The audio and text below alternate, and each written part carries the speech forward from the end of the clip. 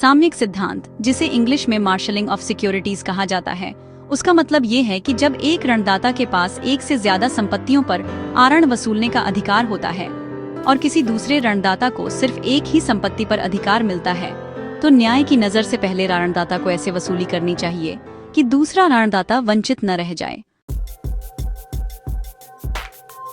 ये जो सिद्धांत है वो न्याय संगतता यानी इक्विटी पर आधारित है, न कि बिल्कुल सख्त कानूनी अधिकारों पर। चलिए इसे आसान भाषा में समझते हैं। मान लीजिए कि एक व्यक्ति ए ने बी और सी दो अलग अलग लोगों से आरण लिया। ए ने अपनी दो संपत्तियां एक्स और वाई दोनों को बी के आरण के लिए गिरवी रखी, लेकिन वाई को ही सी के आरण के लिए गिरवी रखा। अब अगर बी अपने आरण की वसूली के लिए वाई संपत्ति को बेच देता है तो सी को कुछ भी नहीं मिलेगा, क्योंकि उसके पास सिर्फ वाई पर ही अधिकार है। इसी वजह से साम्यिक न्याय ये कहता है कि बी को पहले एक्स से वसूली करनी चाहिए ताकि वाई पर सी का अधिकार सुरक्षित रह सके।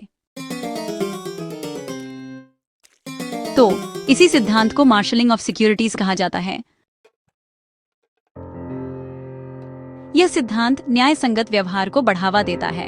यह दुर्बल ऋणदाता को संरक्षण देता है और संपत्तियों के न्यायपूर्ण वितरण को सुनिश्चित करता है।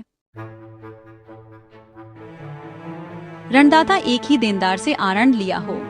प्रथम ऋणदाता के पास एक से अधिक प्रतिभूतियां यानी संपत्तियां होनी चाहिए। द्वितीय ऋणदाता को केवल एक ही प्रतिभूति पर अधिकार होना चाहिए और यह केवल ऋणदाताओं के बीच लागू होता है, देनदार के विरुद्ध नहीं। ऑल्ड्रिच वी कूपर 1803 में एक व्यक्ति ने दो ऋणदाताओं से आरण लिया और दोनों को अलग अलग संपत्तियां गिरवी रखी। एक ऋणदाता के पास दोनों संपत्तियों का अधिकार था। कोर्ट ने कहा कि पहले ऋणदाता को इस प्रकार वसूली करनी चाहिए कि दूसरे ऋणदाता को भी वसूली का अवसर मिले। यह मार्शलिंग का सर्वोच्च उदाहरण माना जाता है।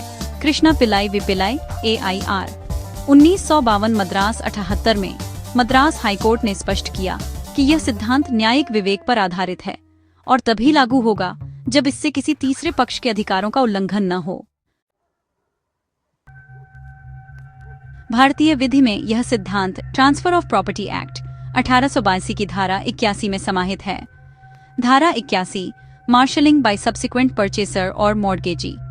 जब एक व्यक्ति दो संपत्तियां गिरवी रखता है और एक दूसरी संपत्ति को कोई दूसरा व्यक्ति खरीदता है या उस पर गिरवी रखता है, तो बाद में आने वाले व्यक्ति को यह अधिकार प्राप्त है कि पहले वाले ऋणदाता उस संपत्ति से वसूली न करे जिस पर केवल उसका ही अधिकार है। मान लीजिए ए ने बी और सी से आरण लिया। बी के पास एक ही दो संपत्तियां यानी घर और जमीन दोनों गिरवी रखी गई हैं, वहीं सी के पास सिर्फ जमीन गिरवी है। अब अगर बी अपना पैसा वसूलने के लिए सीधे जमीन बेच देता है तो सी को कुछ भी नहीं मिलेगा। इसी वजह से न्याय संगत सिद्धांत के अनुसार बी को पहले घर से वसूली करनी चाहिए ताकि सी को भी अपनी जमीन से वसूली का अधिकार मिल सके। स्नेल्स प्रिंसिपल्स ऑफ इक्विटी के अनुसार marshalling is not a matter of right but of equity. It depends on fairness, justice and absence of prejudice to others. Maitland ने कहा, equity intervenes to prevent injustice between creditors having different securities from the same debtor.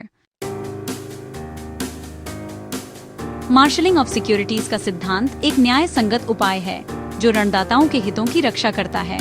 यह सिद्धांत इसी आधार पर टिका है कि कोई भी ऋणदाता अन्य ऋणदाता के वैध अधिकारों को नष्ट न करे अगर वह खुद अन्य विकल्पों से वसूली कर सकता है। भारतीय विधि में इसे धारा 81 के अंतर्गत मान्यता प्राप्त है और यह सिद्धांत न्यायालयों द्वारा समय समय पर पुष्टि प्राप्त करता रहा है। धन्यवाद।